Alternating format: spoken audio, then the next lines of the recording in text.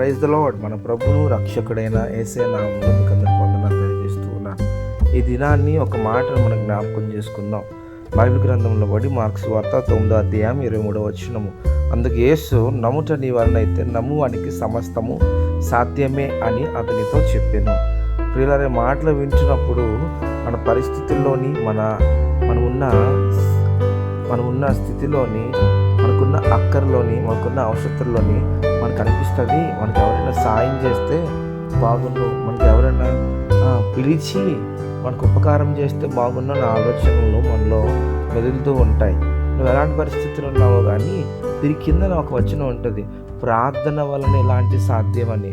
నువ్వు ప్రార్థన చేసే వ్యక్తి అయితే నీ జీవితంలో దేవుడు ఏ కార్యమని చేయడానికి సిద్ధంగా ఉన్నాడు. ఇది మనుషుల వల్ల అసాధ్యం కానీ దేవునికి సాధ్యం.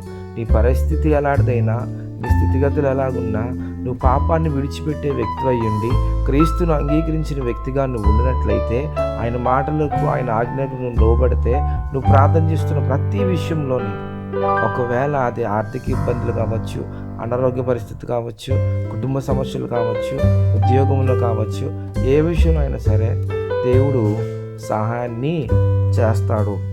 కాబట్టి మాటలు వింటున్న వారు జ్ఞాపకం ఉంచుకోండి, మనకు అసాధ్యమైనది కానీ దేవునికి సమస్తము సాధ్యమే. ఆమేన్.